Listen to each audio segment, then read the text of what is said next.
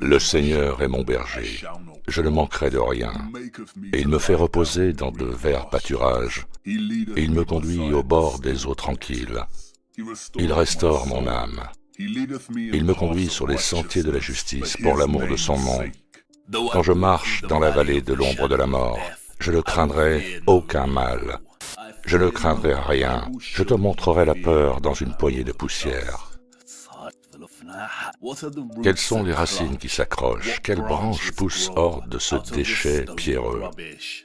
Fils de l'homme, tu ne peux pas dire ou deviner. Tu ne connais qu'un tas d'images brisées, où le soleil tape et l'arbre mort ne donne aucun abri, le grillon aucun soulagement, et la pierre sèche aucun son d'eau. Et il y a seulement une ombre sous ce rocher rouge. Viens dans l'ombre de cette roche rouge. Je te montrerai quelque chose de différent de ton ombre du matin qui se promène derrière toi, ou de ton ombre du soir qui se lève pour te rencontrer.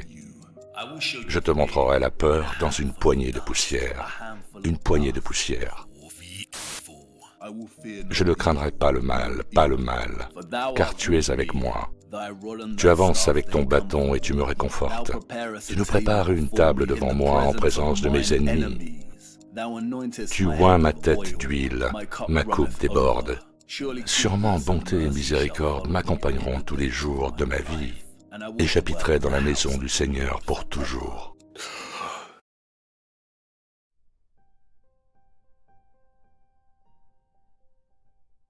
Ah, vous voilà. Bonjour. Nous sommes toujours coincés ici, mais au moins maintenant le soleil se lève. J'espère que notre bateau sera réparé très bientôt. Mais pendant que nous sommes encore en rade, c'est le bon moment pour parler de cette clé que je détiens. Cette clé est une sorte de passe-partout. Et alors que nous continuons notre recherche du reste, en essayant de déverrouiller certaines portes, nous utiliserons aussi ce passe-partout pour enrichir notre compréhension de certains sujets. Comme vous le verrez bientôt, ce passe-partout ou cette clé maître réunit de nombreux sujets et questionnements qui nous préoccupent, principalement la question du temps perdu et de l'histoire de l'architecture du monde ancien, de notre cosmologie perdue et de l'énergétique du monde dans lequel nous vivons. Notre clé maîtresse est complexe et contient une mine d'informations. Nous ne discuterons pas maintenant de tout ce qu'elle a à offrir, mais plutôt d'une petite fraction de ses secrets. J'espère que ce dont nous allons parler maintenant nous préparera correctement pour la première porte, mais en continuant, nous aurons souvent besoin de réserver plus de temps pour enquêter plus en détail sur notre passe-partout, surtout à la lumière de nouvelles informations. Allons-y. Ce n'est pas un grand secret que les deux principaux luminaires au-dessus de nos têtes, le Soleil et la Lune, fonctionnent comme des instruments de mesure du temps. Le temps tel que nous le connaissons provient de notre Soleil et de la Lune. Le Soleil se lève à l'est chaque matin et se couche à l'ouest chaque soir. À partir de son lever à l'est le matin précédent, il lui faut 24 heures pour se lever à l'est le matin suivant. Tout le monde sait qu'une minute entière fait 60 secondes, et que 60 minutes font une heure, et qu'après 24 heures, chaque jour se termine et un autre commence. Et ceci est représenté par nos horloges. En regardant une horloge, il est presque impossible de dire quand le temps a réellement commencé. Il a pu commencer à n'importe quelle heure. Les aiguilles de l'horloge ont continué à tourner de manière cyclique, jour après jour, année après année. Et nous savons tous qu'il y a 12 mois dans une année, et que tous les 3 mois, tous les quarts d'année, la Terre passe d'une saison à l'autre. La vie sur Terre commence et se renouvelle au printemps. Les plantes sur la Terre capturent parfaitement nos saisons. Elles poussent au printemps, s'épanouissent en été, commencent à flétrir et à se faner en automne, et l'hiver arrive, les arbres sont stériles, mais alors que nous entrons à nouveau dans le printemps, une nouvelle année, les plantes recommencent à pousser, tout comme les aiguilles de l'horloge, la vie continue, elle se renouvelle et continue d'une manière cyclique, le grand cercle de la vie. Tous les cercles font 360 degrés. Le diamètre de chaque cercle est proportionnel au rayon. Le cadran d'une horloge traditionnelle est un cercle de 360 degrés. Et en observant la Lune, nous voyons que la Lune adopte un modèle similaire à celui des saisons. Chaque mois commence par une nouvelle Lune, et au fur et à mesure que le mois avance, la Lune se transforme en croissant, puis en quart, puis en gibbeuse croissante, jusqu'à ce qu'elle atteigne finalement la pleine Lune. Et alors que le mois continue dans sa seconde moitié, la Lune commence à décroître, en passant à nouveau par une gibbeuse décroissante, un quartier, et à nouveau un croissant, jusqu'à ce qu'elle soit vieille. Et alors, tout le processus recommence à nouveau. Ce que le Soleil et les saisons font au cours d'une année, la Lune le fait chaque mois, comme un mécanisme d'horlogerie. Et nous vivons à l'intérieur de cette horloge. Nous vivons dans l'horloge de Dieu. Mais au cas où vous ne l'auriez pas remarqué, cette horloge ne fonctionne pas aussi bien qu'on pourrait le croire. Dieu a tout fait en parfaite mesure, mais pour une raison quelconque, il a assigné 29,53 059 jours pour que la Lune accomplisse ses phases, et 365,2 422 jours pour que le Soleil voyage d'une équinoxe vernale ou équinoxe de printemps à une autre.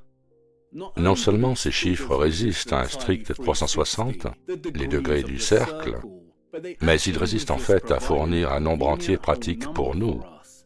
Comment pouvons-nous avoir 0,2422 d'un jour et 0,53 059 d'un mois? Et cela s'est avéré problématique pour quasiment toutes les cultures quand elles ont essayé d'établir leur calendrier. Pour concilier un calendrier correct avec le cycle saisonnier, le cycle solaire doit être manipulé pour faire de ce supplément 0,2422 un nombre entier. Ajouter un jour tous les 4 ans le permet presque. Mais cela change alors la longueur moyenne de l'année civile sur cette durée de 4 années à 365,25. Si nous soustrayons l'année solaire à cette année calendaire moyenne, nous pouvons voir qu'il y a toujours un dépassement de l'année de 0,0078 jours, ou 11 minutes et 14 secondes. 0,0078 jours doit être arrondi au supérieur à 0,0080 ou à l'inférieur à 0,0075. Il y a toujours un reste. Pour réconcilier ce problème, les personnes chargées d'établir les calendriers officiels emploient l'intercalation. L'intercalation dans le maintien du temps est l'insertion d'un jour, d'une semaine ou d'un mois bissextile dans certaines années calendaires pour que le calendrier suive les saisons ou les phases de la Lune. Dans les calendriers solaires, cela se fait en rajoutant un jour supplémentaire au calendrier tous les 4 ans. Et nous appelons cela une année bissextile. Ce n'est pas parfait, mais c'est assez proche. Les calendriers lunaires, dans leur forme la plus commune, intercalent un jour supplémentaire dans le dernier mois de l'année, 11 fois sur une période de 30 ans. Dans les systèmes de calendrier qui utilisent à la fois le Soleil et la Lune, ou ce que l'on appelle le calendrier solaire lunaire, un 13e mois supplémentaire ou mois bissextile est ajouté toutes les 2e ou 3e années. Tout cela est très compliqué et essayer de disséquer la façon dont nos calendriers ont transformé, manipulé et égaré le temps à travers l'histoire induit un mal de tête rapide et aigu, à cause de la multitude de calendriers différents établis à travers le temps par diverses cultures, et parce que finalement, nos propres luminaires résistent à l'idée de maintenir des allures de chronométrage. Retracer le temps à travers le calendrier est une tâche presque impossible. Si le sens sous forme d'écriture est susceptible de se perdre dans la traduction, alors le temps enregistré souffre de la même susceptibilité à se perdre dans l'intercalation. Comment dire combien de temps s'est réellement passé si le Soleil et la Lune, qui ont inspiré l'acte même de la mesure du temps en premier lieu, ne gardent pas eux-mêmes la propreté de cette mesure? Et c'est ce qui nous préoccupe maintenant. Pourquoi nos luminaires, principalement notre Soleil, ne se comportent pas de la façon dont nous aimerions qu'ils se comportent par rapport au temps? À la fin du volume 1, la Lune est apparue comme un personnage improbable, mais central de notre histoire. Mais il est maintenant temps de se tourner vers un autre personnage central, celui du Soleil, dont l'importance est à bien des égards encore plus grande. Le Soleil est notre passe-partout. En 1999, J.L. Hilbrand, professeur d'histoire de la physique et de l'astronomie à l'Université de Californie, a publié un livre très intéressant intitulé « Le Soleil dans l'Église ». Son argument principal, au point d'exploration, consiste à disséquer la notion que l'Église catholique romaine a donné plus de soutien financier et social à l'étude de l'astronomie pendant plus de 6 siècles, à partir de la récupération de l'ancien apprentissage antique de la fin du Moyen-Âge jusqu'au siècle des Lumières, que n'importe quel autre, et probablement toutes les autres institutions. Pour les érudits de la Terre plate, cette affirmation n'est pas surprenante. Beaucoup ont documenté l'implication de l'Église, et les jésuites ont été impliqués dans le financement et l'élaboration du mensonge héliocentrique, qui est maintenant arrivé à avoir une emprise ferme sur la plupart d'entre nous depuis le début de nos vies. Qualifier le livre d'Hilbrand de lecture captivante serait un mensonge.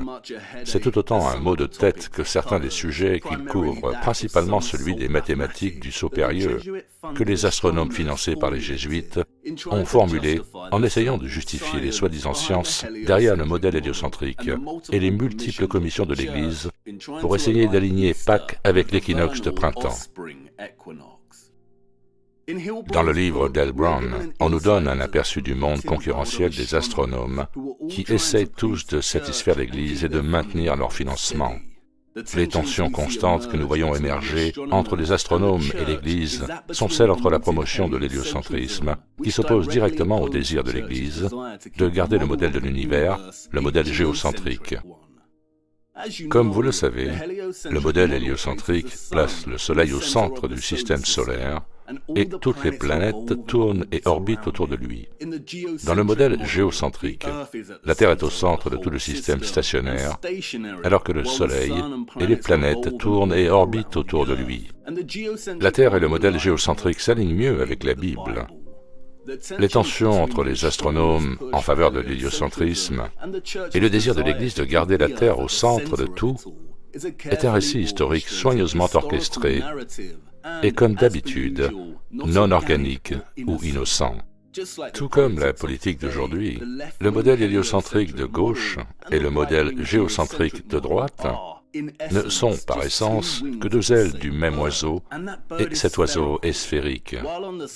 Alors qu'en apparence l'Église semble faire comme si elle voulait garder l'héliocentrisme à distance, par peur de promouvoir un modèle qui est en opposition directe avec ce que la Bible déclare spécifiquement, à savoir que le Soleil et la Lune se déplacent au-dessus de nous et que nous sommes stationnaires, ce qu'il faisait vraiment, c'est d'orchestrer un tête-à-tête entre deux écoles de pensée, le géocentrisme contre l'héliocentrisme. Mais dans les deux écoles, notre royaume est une incroyable, non scientifique masse sphérique. Ce n'était pas un plan plat qui se heurte à une sphère, c'était une sphère au centre qui se heurte à une sphère volant autour d'un gigantesque soleil. Hélas, le récit du géocentrisme contre l'héliocentrisme est un livre rabâché ou familier qui consiste à financer les deux camps, mais la guerre était déjà gagnée avant qu'il ne la commence. La Terre a été déclarée une sphère. Tout ce qu'il leur restait à faire était que les scientifiques et les mathématiciens déclarent que leurs découvertes étaient les meilleures quand le Soleil était au centre de tout. Mission accomplie. Pauvre géocentrisme, il a été utilisé, maltraité, dans le but d'introduire l'héliocentrisme. Maintenant, je sais ce que vous pensez. Super, ce type nous donne une leçon d'histoire ennuyeuse sur les vieux jésuites poussiéreux qui n'ont probablement jamais existé de la manière dont on nous le dit. Je sais, mais restez concentrés.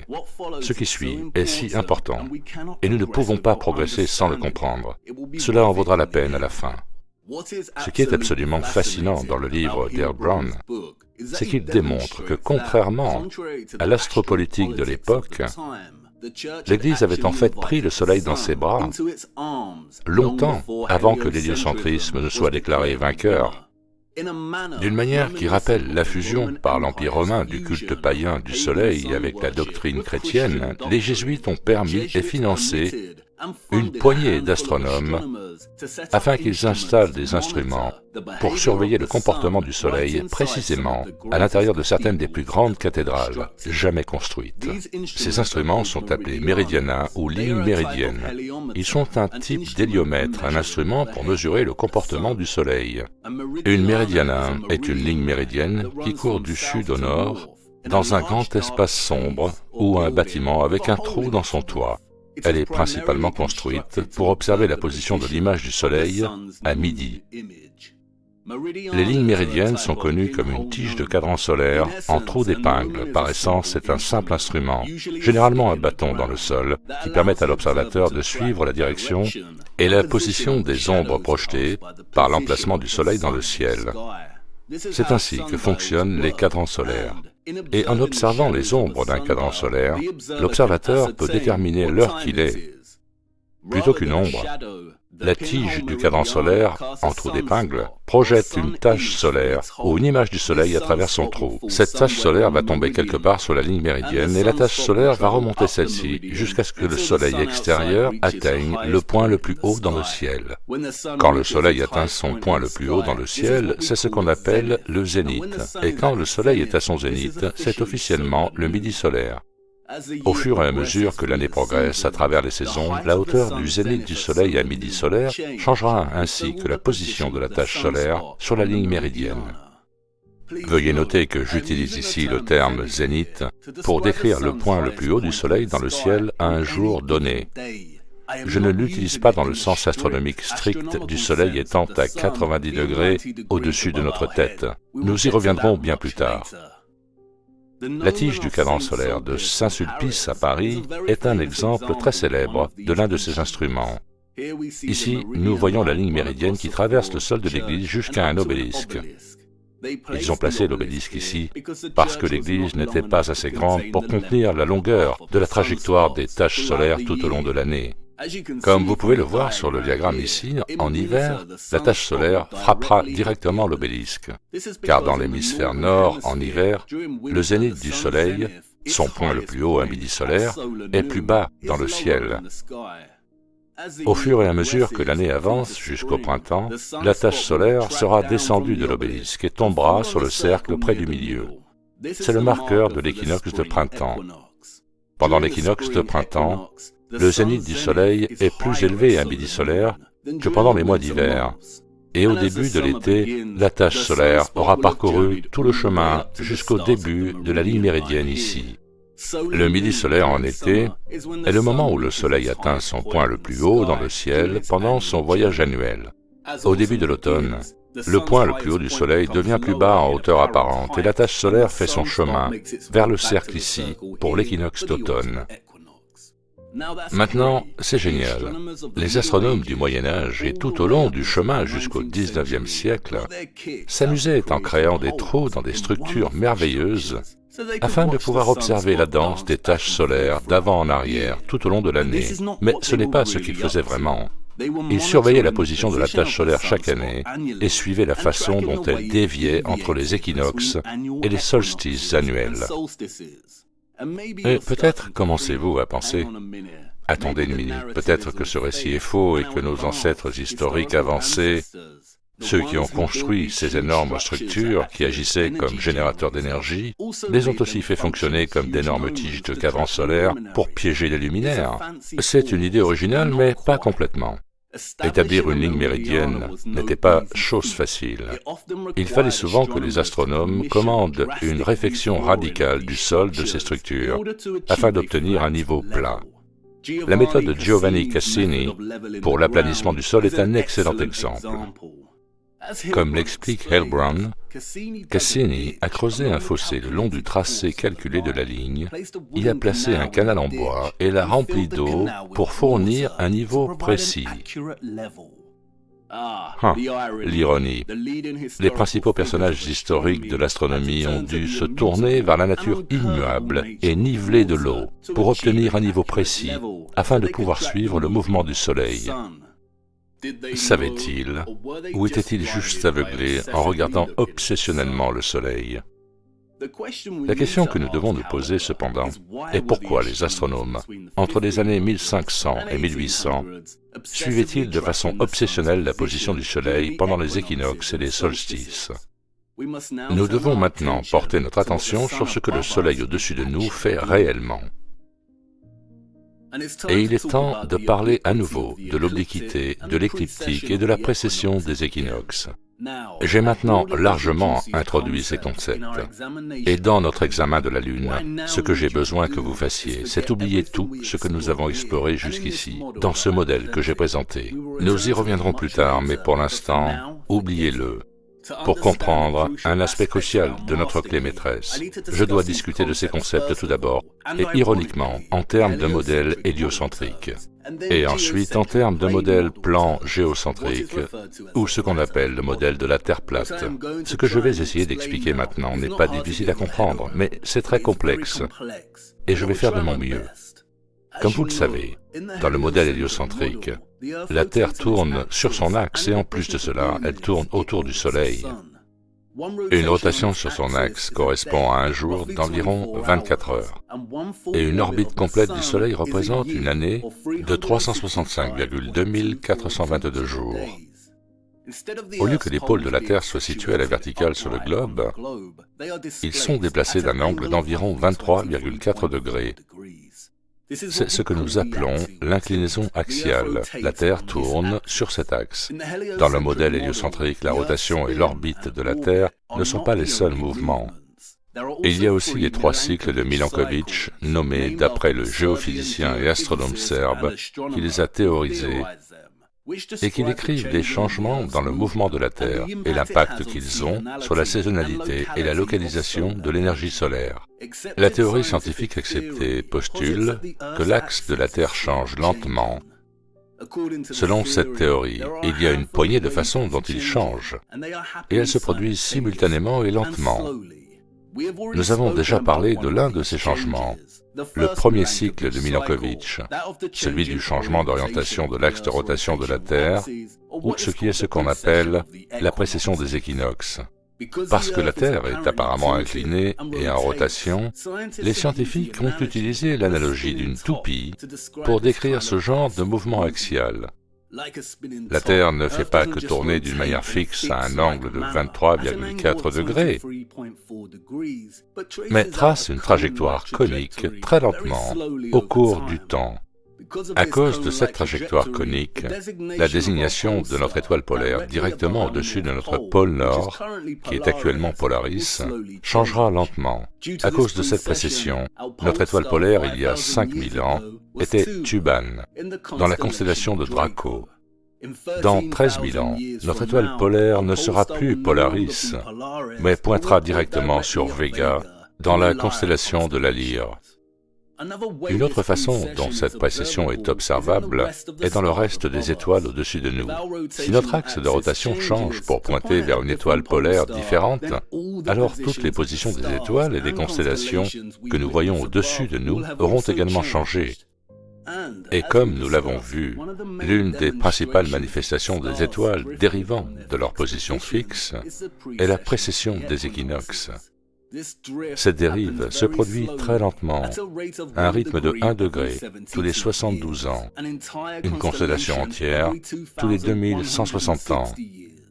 Nous pouvons l'observer en suivant la position du Soleil à l'équinoxe par rapport aux étoiles fixes au-delà.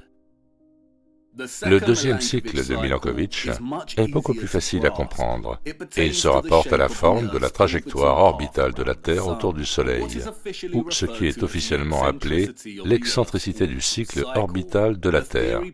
La théorie postule que la forme de la trajectoire orbitale de la Terre autour du Soleil fluctue de circulaire à elliptique sur une période de 100 000 années. Comme le maintient la théorie, ces oscillations de circulaire à elliptique ont un impact dramatique sur la glaciation car elles modifient la distance de la Terre par rapport au Soleil, ce qui modifie donc la qualité de radiation solaire à laquelle la Terre est exposée. L'excentricité est affectée par l'attraction gravitationnelle des autres planètes, nous dit-on, et est actuellement proche de son point le moins elliptique, presque circulaire, et continue de diminuer. Le dernier cycle de Milankovitch concerne le déplacement de l'inclinaison axiale de la Terre, ou le déplacement de l'obliquité de son axe. Oblique est un adjectif qui signifie ayant une direction oblique ou inclinée. Une trajectoire ou position inclinée, ou désignant des lignes ou des plans géométriques qui ne sont ni parallèles ni perpendiculaires, Et dans le modèle héliocentrique, l'axe de la Terre est en effet incliné. Mais dans ce modèle, nous ne vivons pas seulement sur une toupie sphérique inclinée et bouffie, qui est à la fois en rotation et en train de tracer une trajectoire conique. Son inclinaison fluctue aussi. Comme vous le savez, l'obliquité ou l'inclinaison actuelle est de 23,4 degrés. Mais cette obliquité se déplace et fluctue entre 21,1 et 24,5 degrés sur une période de 41 000 ans, nous dit-on. Et pourtant, malgré toute la complexité de leur modèle, nous n'avons encore ressenti aucun mouvement par rapport à la Terre. Il est presque impossible de parler de la position du Soleil dans le ciel si nous nous considérons en orbite autour de celui-ci. Essayez vous-même. Asseyez-vous dans votre jardin ou parc et parlez de la position du Soleil comme si nous étions en mouvement. C'est le matin et le lever du Soleil, ce qui signifie que nous avons fait la moitié de notre cycle depuis hier soir. Ça fait bizarre de parler comme ça parce que ce n'est pas naturel. Et c'est parce que nous ne ressentons aucun mouvement par rapport à la Terre. Ce que nous percevons réellement avec nos propres yeux, c'est le Soleil qui change sa trajectoire dans le ciel tout au long de l'année. Donc, essayons de conceptualiser ce à quoi cette obliquité de l'écliptique ressemble ici sur Terre. Et pour ce faire, rendons-nous à l'équateur pour l'équinoxe. Le Soleil ne s'est pas encore levé, alors élargissons notre point de vue par anticipation. Ce que nous voyons ici, en regardant ce point de vue élargi, est ce qu'on appelle la sphère céleste. C'est un concept abstrait qui, dans le modèle de la Terre sphérique, entoure une boule en rotation. Maintenant, nous pouvons diviser l'écran céleste en deux, et c'est ce que l'on appelle un équateur céleste, qui, tout comme l'équateur géographique, divise le nord et le sud de notre soi-disant planète en deux moitiés égales. L'équateur céleste divise le ciel. Nous sommes sur l'équateur géographique à 0 degré de latitude, donc il divise ici notre écran de ciel de manière égale. Ah, voilà le Soleil, regardez attentivement.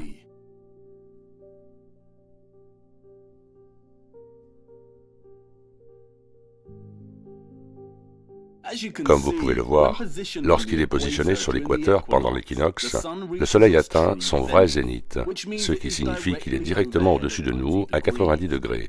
Comme vous pouvez aussi le voir, le Soleil parcourt ici parfaitement l'équateur céleste. Il est actuellement 13 heures. Il va continuer à traverser l'équateur céleste jusqu'à ce qu'il se couche.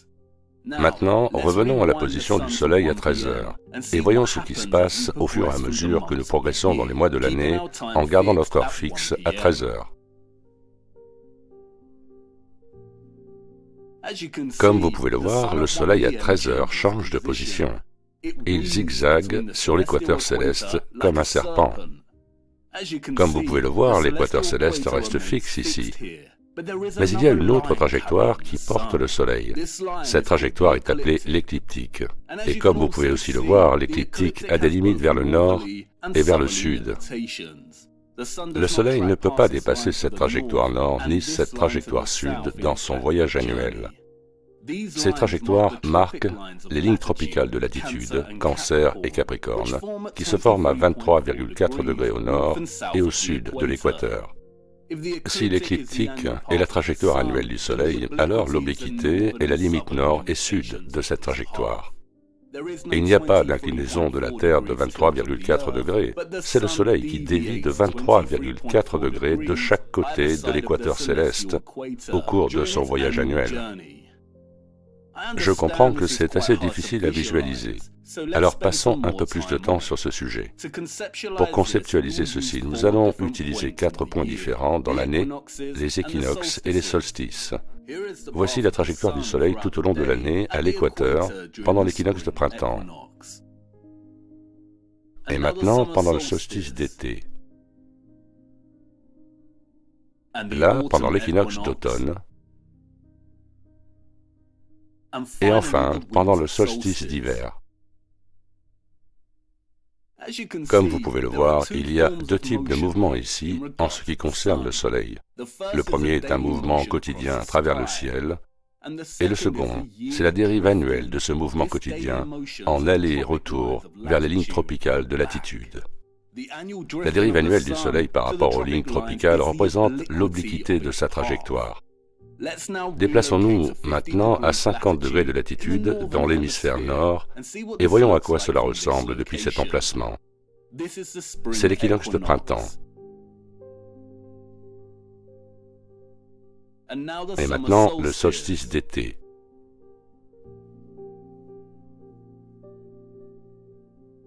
Puis l'équinoxe d'automne.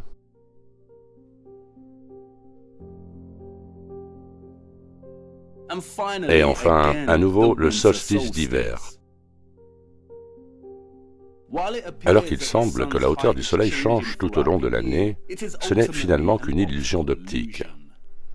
Par exemple, pendant les solstices de 50 degrés de latitude nord, il semble que le Soleil est plus haut en été et plus bas en hiver.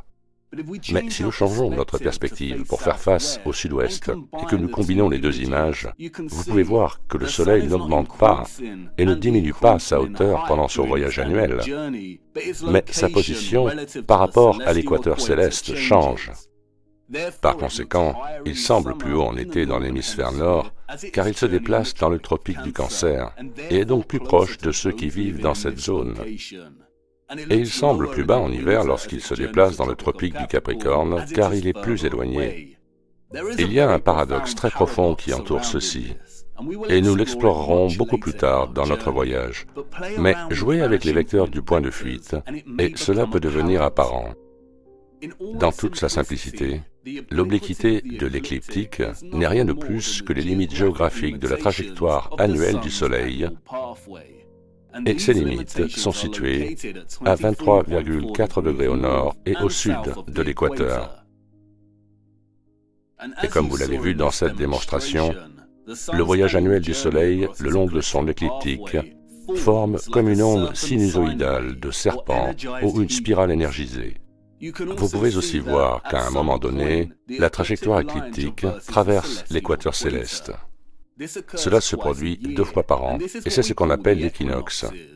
C'est la rencontre de 2 trajectoires, et vous pouvez voir ici, à l'équinoxe, quand le Soleil est à midi, que la croix que ces lignes forment représente visuellement l'obliquité de la trajectoire du Soleil.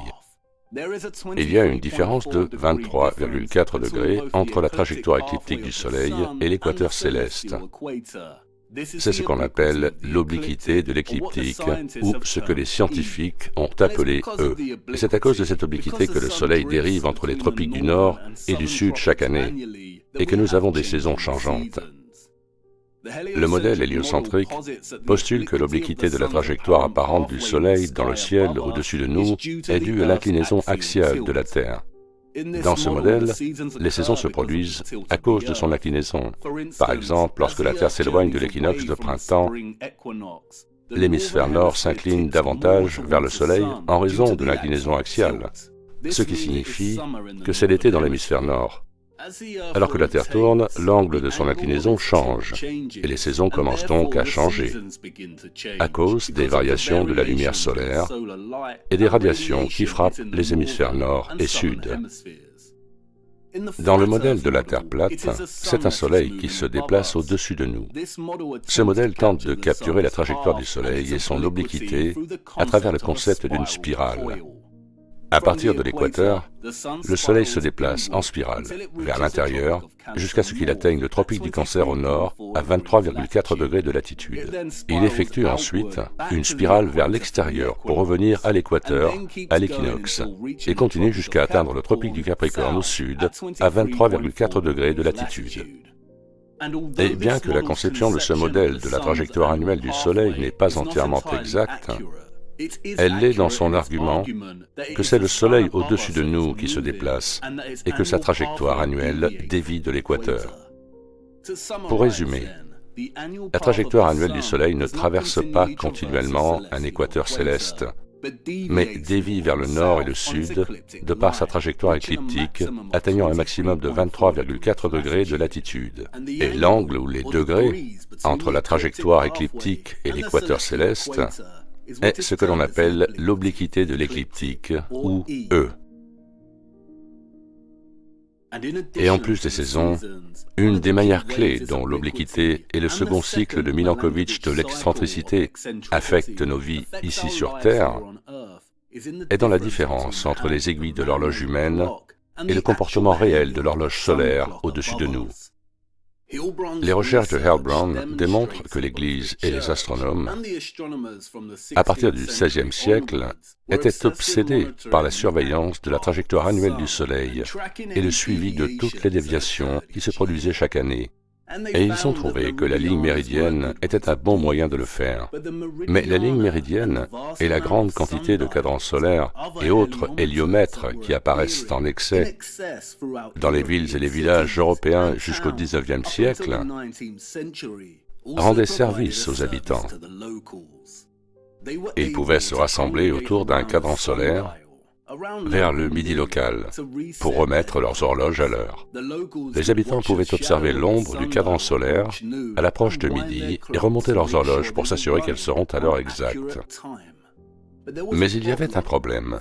Vous voyez, avant l'établissement des fuseaux horaires et de l'heure standardisée, le midi se produisait à des moments différents dans le même pays et même dans la même ville. En plus de s'appuyer sur les cadrans solaires de la ville, les habitants se fiaient également aux cloches d'église qui sonnaient au bon moment pour déterminer l'heure et remonter leurs horloges. Mais pour ceux qui vivaient dans une ville comme Rome, selon Hal Brown, cela peut prendre 20 minutes ou plus pour que toutes les églises de la ville sonnent à la même heure. La disparité dans la sonnerie des heures entre les horloges des églises de toute l'Europe, poursuit-il, était notoire. Et c'était à l'individu de s'assurer qu'il fonctionnait à l'heure exacte. Tout comme un manuel d'enseignement jésuite de l'époque le prêchait, les horloges ne sont presque jamais d'accord. Vous devez surmonter ce défaut par votre diligence. Et cette disparité entre l'horloge artificielle et l'horloge solaire réelle au-dessus de nous se présente à cause de l'obliquité de l'écliptique et de l'excentricité du Soleil. La raison en est que nos horloges rendent les intervalles entre chaque jour successif égal à 24 heures. S'il est midi un mardi, alors vous pouvez garantir que dans 24 heures, votre montre-bracelet vous dira qu'il est midi le mercredi. Nos horloges sont régulières et standardisées. Si vous regardez votre montre-bracelet et constatez qu'il est 21 heures un vendredi, vous pouvez être sûr que 24 heures plus tard, les aiguilles sonneront 21 heures le samedi. Mais le Soleil au-dessus de nous n'agit pas de cette manière régulière et standardisée. Par exemple, le midi solaire du 7 avril est survenu à 12h56, mais un mois plus tard, le 7 mai, il est survenu 4 minutes plus tôt, à 12h52. Si le Soleil voyageait seulement le long de l'équateur céleste, comme il le fait aux équinoxes, alors le Soleil et l'horloge seraient alignés, et le midi solaire se produirait chaque jour à la même heure. Mais à cause de son obliquité, il commence lentement à se désynchroniser avec l'horloge artificielle dans son voyage annuel. Et comme les habitants l'ont vite découvert, l'importance du décalage entre leurs horloges et le temps réel indiqué par les ombres projetées par le Soleil changeait de jour en jour. Le défaut n'était pas seulement dans l'horloge. Aussi précis que soit son mouvement, une horloge, pour indiquer les heures égales tout au long de l'année, doit être en désaccord avec le Soleil la plupart du temps. Et c'était bien ainsi, car les habitants s'assuraient qu'ils gardaient leurs horloges alignées sur le Soleil. Mais un autre problème est apparu. Alors que les habitants s'habituaient à se rassembler autour des cadrans solaires de leur ville pour s'assurer que l'heure de leur montre et l'heure du Soleil s'alignaient, ils ont remarqué que pendant 2 périodes de l'année, les ombres sur le cadran solaire se déplaçaient plus vite et plus lentement que les aiguilles de leurs horloges. C'est l'effet du deuxième cycle de Milankovitch, l'excentricité du Soleil. Parce que la trajectoire annuelle du Soleil entre ses limites tropicales n'est pas un vrai cercle, il est en fait légèrement elliptique. Le Soleil se déplace au maximum 14 minutes plus lentement en février qu'une horloge humaine, et se déplace au maximum environ 16 minutes plus vite que celle-ci pendant le mois de novembre. Rappelez-vous, le 7 avril, le midi solaire est survenu à 12h56, alors que le 7 novembre, il est survenu à 11h40, soit 16 minutes de plus que l'horloge, y compris l'heure d'été. Et c'est parce que la trajectoire annuelle du Soleil entre ses limites tropicales n'est pas un vrai cercle, mais est légèrement elliptique et ne se déplace donc pas à une vitesse régulière, mais accélère et ralentit à deux moments de l'année. Et si vous combinez les effets de l'obliquité et de l'excentricité, vous obtenez un graphique comme celui-ci. La ligne horizontale ici représente nos horloges normalisées créées par l'homme qui introduisent chaque nouveau jour avec des intervalles de 24 heures entre les jours successifs. Mais les crêtes positives et négatives de l'onde sinusoïdale ici représentent la façon dont l'horloge solaire au-dessus de nous dévie de l'horloge humaine tout au long de l'année. La crête positive est quand le Soleil est plus rapide que l'horloge, et la crête négative est quand il est plus lent que l'horloge. Et la différence entre le comportement irrégulier du Soleil et le tic-tac régulier et ordonné de l'horloge est ce qu'on appelle l'équation du temps. Si vous deviez installer un appareil photo au même endroit et prendre une photo du Soleil tout au long de l'année, en vous assurant que vous preniez la photo exactement à la même heure chaque jour, vous seriez témoin de quelque chose de très spécial. Cela s'appelle l'analème. C'est l'un des plus magnifiques et des plus époustouflants phénomènes liés aux luminaires. Et il capture parfaitement l'influence de l'obliquité et de l'excentricité de la trajectoire du Soleil.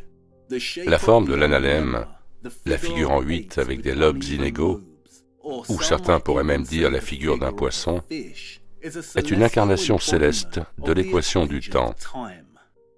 S'il n'y avait pas d'obliquité et d'excentricité, et que le Soleil fonctionnait comme nos horloges artificielles, si chaque intervalle entre deux lunes solaires successives était en fait de 24 heures, alors il n'y aurait pas d'analème tout au long de l'année.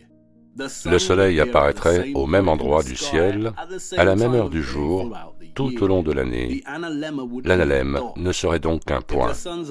Si l'obliquité du Soleil, à savoir sa dérive nord et sud, était toujours présente, mais que l'excentricité de sa trajectoire était circulaire et non elliptique, comme aujourd'hui, alors l'analème serait symétrique en forme de 8 et ses lobes sud et nord seraient de taille égale.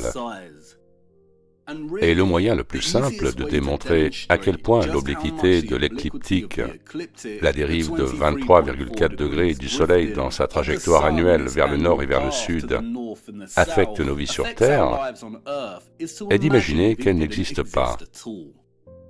Imaginons aussi que l'excentricité a toujours été circulaire.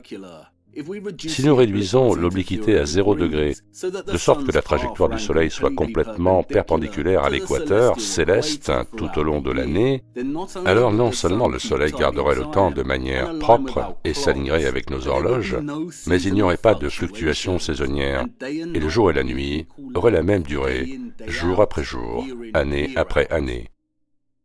Et John Milton, dans son poème épique « Le paradis perdu », a théorisé que la trajectoire du Soleil dans le monde édénique d'avant la déchéance n'avait aucune obliquité. Certains disent qu'il a été demandé aux anges de détourner les pôles de la Terre de 2 fois 10 degrés et plus de l'axe du Soleil. Ils ont, à force de travail, rendu oblique le globe circulaire. Mais que se passerait-il si l'obliquité augmentait à 90 degrés? La limite de la trajectoire du Soleil, la limite tropicale de latitude, serait alors déplacée ici. Et il y aurait un effet dramatique sur la saisonnalité. Beaucoup de glace fondue, n'est-ce pas? Et c'est ici que ça devient très intéressant. Comme le livre d'Al Brown, Le Soleil dans l'Église le dit, les jésuites et les astronomes ne faisaient pas qu'adoucir leur prouesse mathématique en essayant de déterminer si la Terre tournait autour du Soleil ou vice-versa. Ils étaient de manière obsessionnelle en train de vérifier si l'obliquité se déplaçait. Dès 2000 ans avant Jésus-Christ, différentes cultures mesuraient l'obliquité, nous dit-on. Et la croyance était répandue au cours du Moyen-Âge que l'obliquité oscillait autour d'une valeur moyenne. Qu'est-ce que cela signifie? Depuis le Moyen-Âge, les 23,4 degrés ont été à peu près la moyenne acceptée.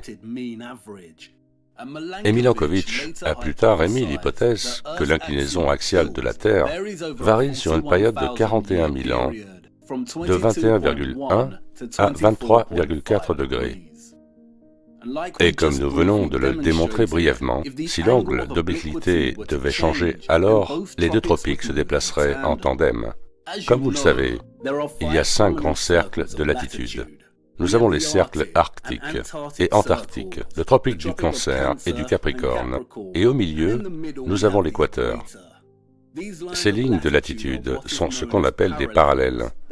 Elles sont reliées les unes aux autres. Si l'une d'entre elles devait se déplacer, alors une autre ligne de latitude se déplacerait également en parallèle. Dans le modèle de la Terre plate, cela signifierait que ces anneaux concentriques en spirale commenceraient à se déplacer en parallèle, soit en se rapprochant ou en s'éloignant. Si l'obliquité passait à 10 degrés, alors ils se rapprocheraient de l'équateur. Si l'obliquité passait à 60 degrés, alors ils s'éloigneraient l'un de l'autre. Dans les moins populaires et sous-estimés modèles rectangulaires de la Terre plate, la même chose se produirait. Les limites des tropiques se rapprocheraient ou s'éloigneraient de l'équateur, et les lignes arctiques et antarctiques seraient également déplacées.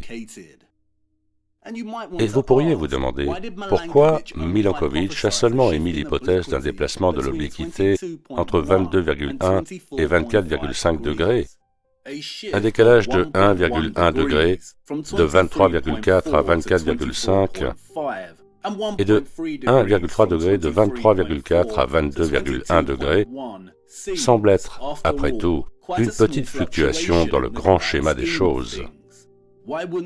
Pourquoi l'obliquité ne reviendrait-elle pas à 0 degré ou à 90 degrés dans leur modèle? Avant de théoriser, examinons rapidement ce que Wikipédia nous dit à propos de ce changement.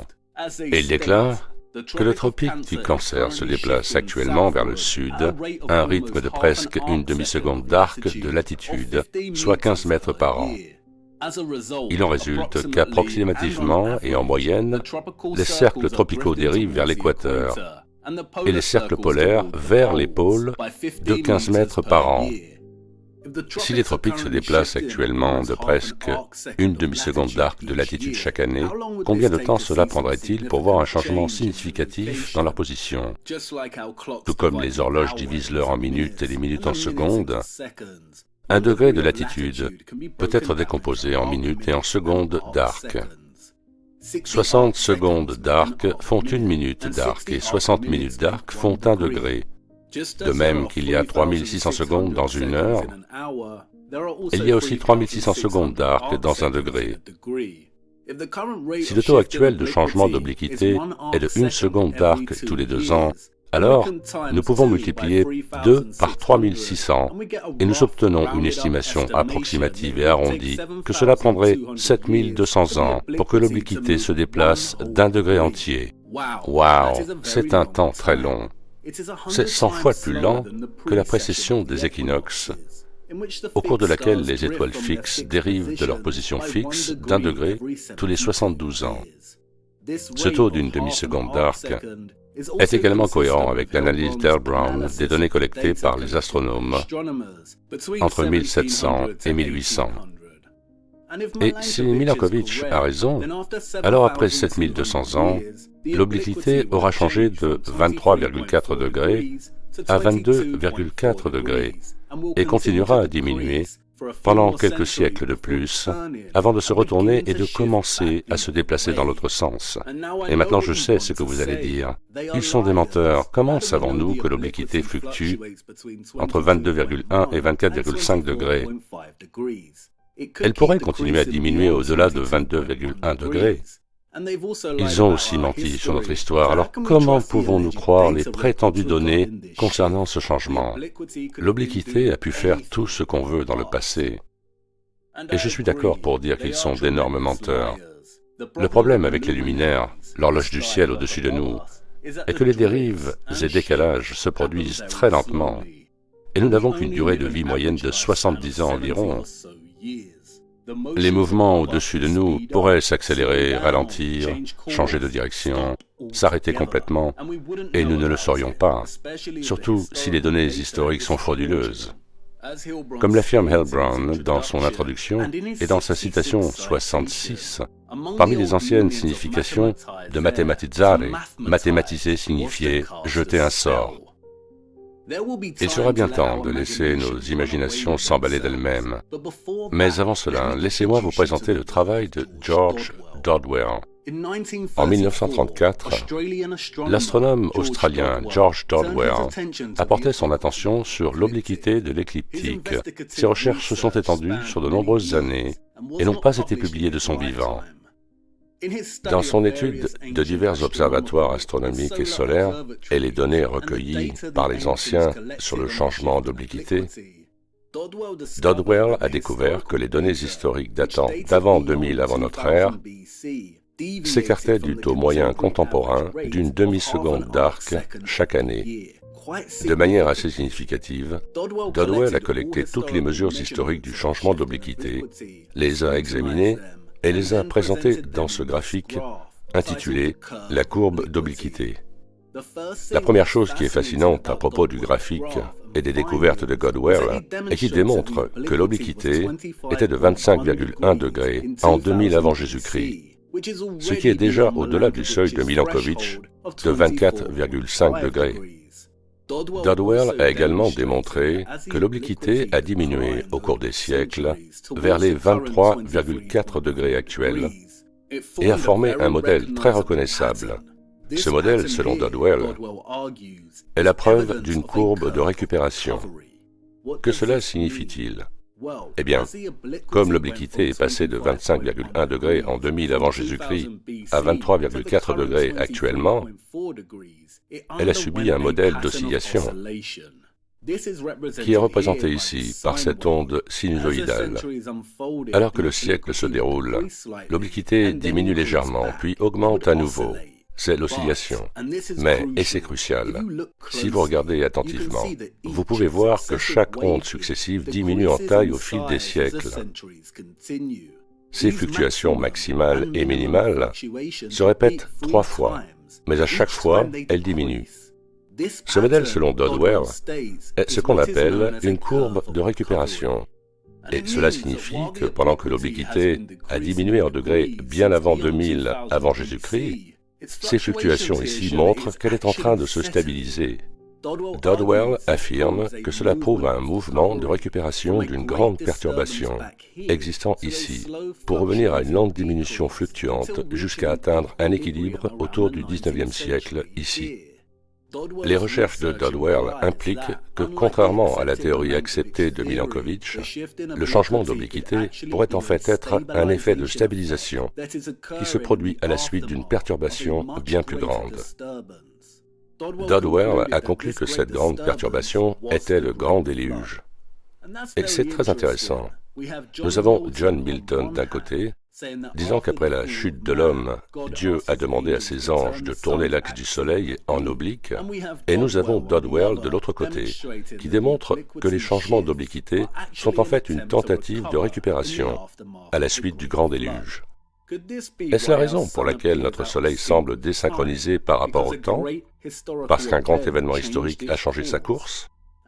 Et si Dodwell a raison, alors cela voudrait dire que cet événement a eu lieu quelque temps avant 2000 ans avant Jésus-Christ, ou il y a plus de 4000 ans. Mais si notre ligne du temps est incorrecte, s'ils ont ajouté 1000 ans ici ou là, ce graphique se comprimerait certainement. Si c'est le cas, nous ne résoudrons pas le problème de l'obliquité changeante. Nous sommes, après tout, de simples mortels avec une courte durée de vie. Mais ces soi-disant anciens observatoires solaires méritent une enquête plus approfondie. Sont-ils authentiques ou simplement réaffectés, comme les héliomètres de cathédrale? Je voudrais vous montrer quelque chose maintenant qui est assez remarquable. Regardez.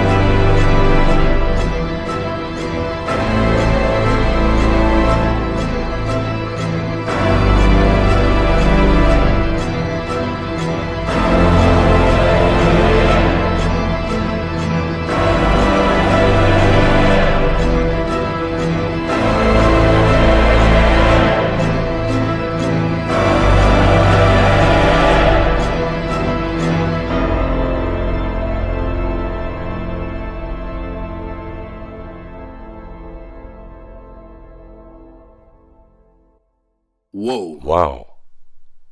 Comme vous venez de le voir, beaucoup des soi-disant monuments anciens du passé sont encore à ce jour parfaitement alignés avec l'équinoxe annuel et d'autres dates clés. Et avant que vous ne soyez trop excités et que vous ne commenciez à prétendre que ceux de l'ancien monde étaient de vrais maîtres de l'univers et ont construit ces structures pour s'aligner parfaitement avec l'équinoxe, regardons cela d'un peu plus près. Le travail du docteur Jayasari Saranathan a attiré mon attention sur quelque chose que je n'avais pas vraiment considéré avant. Le calendrier grégorien a été établi il y a 439 ans, en 1582, à peu près à la même époque où les astronomes ont commencé à faire des trous dans les cathédrales. L'un des principaux objectifs de sa création était d'empêcher le calendrier de dériver de l'équinoxe du 21 mars. Comme si les choses n'étaient pas assez confuses, l'année solaire ou tropicale est déterminée par le temps que met le Soleil pour se déplacer de l'équinoxe de printemps à l'équinoxe de printemps suivante, soit 365,2422 jours. Mais une année sidérale est le temps qu'il faut au Soleil pour revenir à la même position par rapport aux étoiles fixes, au-delà. L'année solaire est 20 minutes plus courte que l'année sidérale. Et ils nous disent que c'est à cause de la précession des équinoxes. Rappelez-vous que dans cette théorie, la Terre trace une trajectoire conique, et à cause de cela, le point d'intersection ici entre l'équateur céleste et l'écliptique, ce que nous appelons l'équinoxe, est supposé reculer ou se déplacer vers l'ouest à une vitesse d'1 degré tous les 72 ans. Si le Soleil recule de 20 minutes par an, cela signifie qu'il recule d'un jour entier, 24 heures, tous les 72 ans. Comme le dit Saranathan, il est entendu qu'il n'y a pas de changement dans la date de l'équinoxe tropical dans le calendrier grégorien. L'équinoxe de printemps a toujours lieu le 21 mars ou du 20 au 21 mars. Selon la théorie de la précession, cette date a dû dériver de 5,9 jours depuis la création du calendrier grégorien il y a 430 ans. Mais on constate qu'elles se produisent à la même date. Ces structures ne devraient pas s'aligner avec l'équinoxe du 21 mars d'aujourd'hui.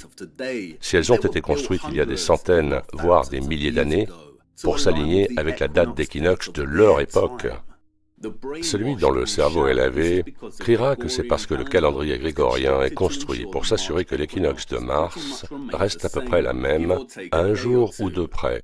Mais le seul ajustement dans le calendrier est pour les années bissextiles. Vous ne pouvez pas me dire que ces structures s'alignent exactement à cette date parce que le calendrier calcule une année bissextile tous les 4 ans. Si cette pyramide Maya a été construite il y a plus de 1000 ans, alors la date du calendrier de l'équinoxe aurait dû être décalée de 13,8 jours. L'ombre du serpent ne devrait donc pas apparaître en mars. Si Angkor Wat fut construit il y a 900 ans, la date aurait dû être décalée de 12,5 jours. Et qu'en est-il des structures comme le temple d'Abu Simbel? Chaque année, le 22e jour de février et d'octobre, cette chambre est illuminée par le soleil pour marquer l'anniversaire du roi Ramsès et son couronnement. Ces dates ne correspondent pas à l'équinoxe et pourtant elles sont toujours alignées aujourd'hui avec une structure qui a prétendument tenu cet alignement depuis des milliers d'années. Et nous voyons la même chose ici avec Newgrange, une structure qui a prétendument 5000 ans, mais qui est toujours alignée avec le solstice d'hiver, année après année. Cette date aurait dû être dérivée de 69 jours. Si Stonehenge a été construit il y a plus de 4000 ans, alors la date du calendrier des solstices d'été aurait dû être décalée de 55 jours, ce qui signifie qu'il devrait se produire en avril. Penser que ces alignements sont l'œuvre du calendrier grégorien est absurde.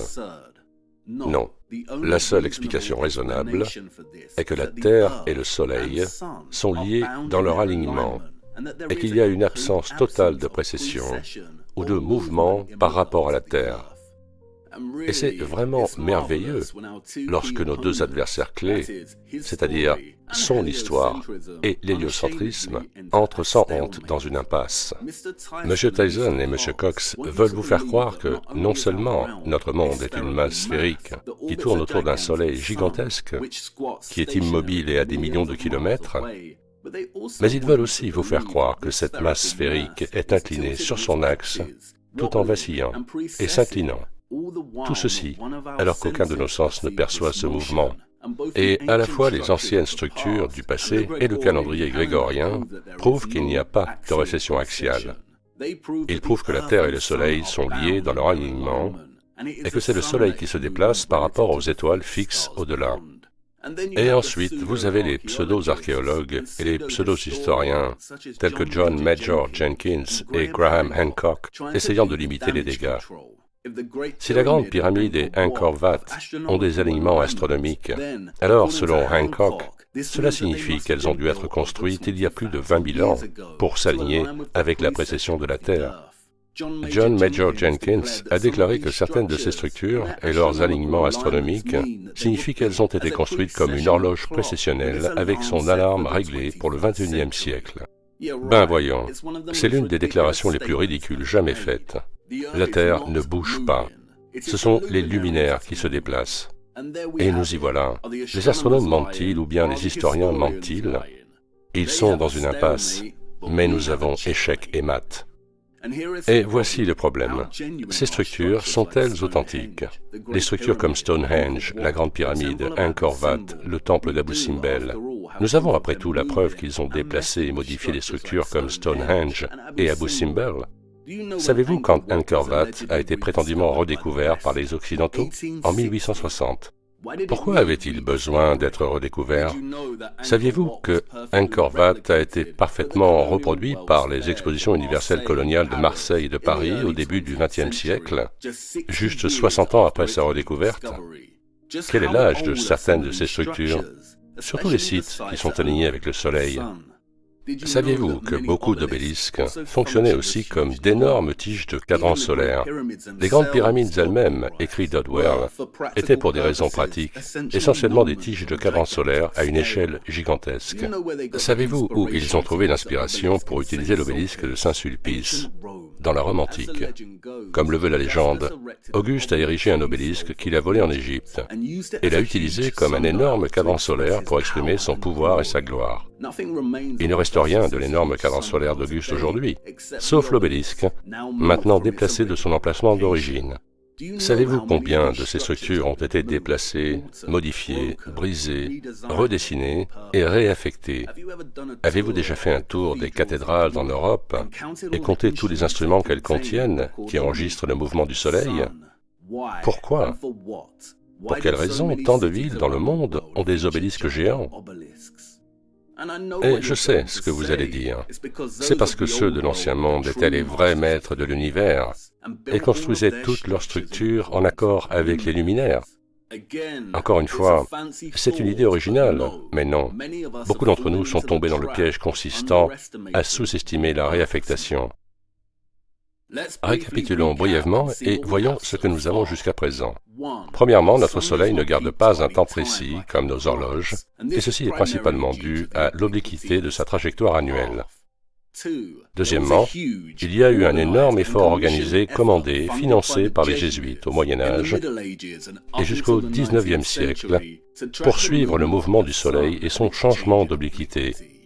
Et cela a abouti à la réaffectation de nombreuses structures. Le calendrier grégorien a également été établi pendant cette période. Troisièmement, aucun aspect des modèles théoriques héliocentriques de Milankovitch ne peut expliquer convenablement pourquoi le Soleil a une obliquité de 23,5 degrés. Quatrièmement, l'analyse de Dodwell montre que le changement d'obliquité du Soleil démontre un modèle de récupération d'une perturbation beaucoup plus importante dans le passé. Cinquièmement, beaucoup de structures dites anciennes dans notre histoire s'alignent avec les luminaires, en particulier le Soleil. L'authenticité de beaucoup de ces structures est discutable. Maintenant, posons une question théorique. Est-il possible qu'une grande perturbation se soit produite dans le passé et ait affecté notre Soleil et qu'elle ait provoqué la disparition de l'Ancien Monde et que ceux qui ont suivi ont réinfecté ces structures pour déterminer le statut du Soleil et reconceptualiser un nouveau modèle de la Terre et de l'univers? Et maintenant, allons encore plus loin et posons une question théorique plus large. Et si, comme pour toutes les nations du monde, des tensions émergeaient dans l'ancien monde et qu'il y avait une guerre, et que cette guerre culminait dans une grande perturbation qui a modifié le comportement du Soleil et qui, en conséquence, a causé la disparition de beaucoup de gens? Est-ce qu'une certaine faction d'individus a conquis l'ancien monde et a fini, par la suite, par vénérer le Soleil? Ah, je ressemble à un théoricien du complot. Et peut-être que tout ce que nous pouvons faire est de spéculer. Mais avez-vous déjà accordé une attention particulière à l'indéniable prévalence du culte du Soleil à travers le monde? Et ce nombre, 666, 666, si nous soustrayons 23,4 degrés de 90 degrés, on obtient 66,6 degrés. L'origine de ce nombre proviendrait-elle du Soleil? Est-ce que la trajectoire annuelle du Soleil et ses limites s'étendent historiquement à 90 degrés? Sûrement pas. Les saisons seraient trop perturbées. Mais si le royaume était plus grand que ce que nous connaissons, que sont les pôles de toute façon? Et qui vénère le Soleil? Qu'est-ce que la lumière? Toutes les cultures d'avant vénéraient-elles la lumière ou bien quelque chose d'autre s'est produit? Qu'est-ce que cela signifie de passer de l'obscurité à la lumière?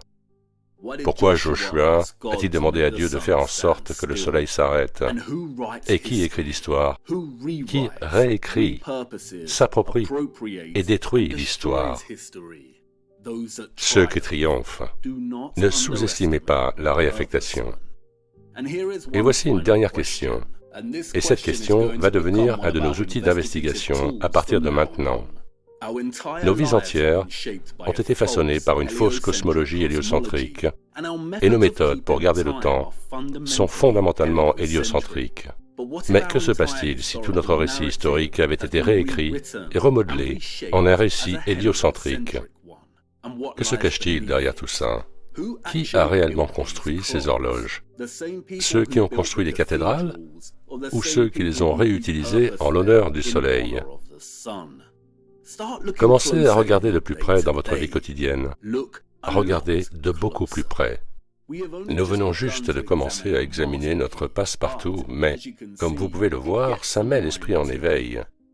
Et cela nous a aussi donné un cadre temporel que nous pouvons utiliser. Les héliomètres des cathédrales et le calendrier grégorien ont été établis au XVIe siècle. Cette période a été appelée la Renaissance. Savez-vous ce que ce mot signifie? Il signifie renaître, réapparaître, se relever, naître à nouveau. Qui ou quoi a ressuscité? Je pense qu'il est temps de quitter cet endroit redouté et de voyager à la recherche de la prochaine clé. Je connais l'homme qui la détient et je sais exactement où le trouver. Il nous attend. Mais j'ai bien peur que ce soit trop tard. Nous devrons essayer d'aller en Sibérie plus tard. Nous avons raté notre fenêtre d'opportunité. Nous devons ouvrir cette porte maintenant, parce que nous ne pouvons pas continuer, à moins que nous ne commencions à saisir l'écrasante complexité de la façon dont ils ont tout changé au cours des 400 à 500 dernières années. Beaucoup ont tristement sous-estimé l'énorme ampleur qu'a pris dans notre histoire la réaffectation des structures et monuments du passé. Allez, attendez. Vous avez une question? Ces structures anciennes sont toujours alignées avec la date de l'équinoxe du 21 mars, ce qui prouve que la Terre et le Soleil sont liés par leur alignement, n'est-ce pas? Oui, c'est correct. Alors, comment le pôle magnétique peut se déplacer et entraîner le Soleil avec lui, comme vous l'avez dit dans ce modèle? Ça, c'est un esprit. Une excellente question à la lumière de nouvelles informations. Et le premier exemple d'une tendance qui va certainement se poursuivre au fur et à mesure de notre progression. Vous remarquerez que lorsque nous commencerons à ouvrir des portes, nous ouvrirons aussi de nombreuses boîtes de verre. La question vient juste un peu trop tôt. Il manque quelque chose de fondamental ici. Il y a une chose que rien n'est, et pourtant, elle a un nom.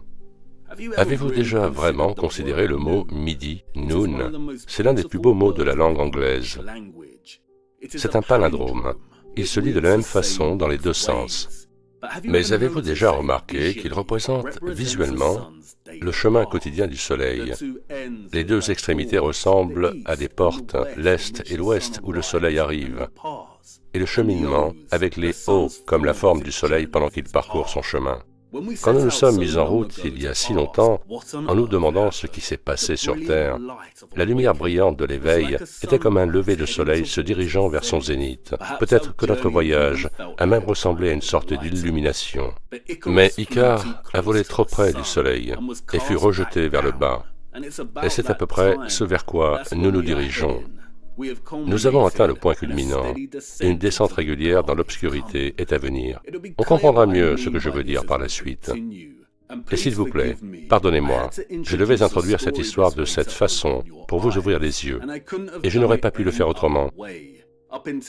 Jusqu'à présent, j'ai présenté le consensus général sur notre histoire cachée et notre cosmologie cachée.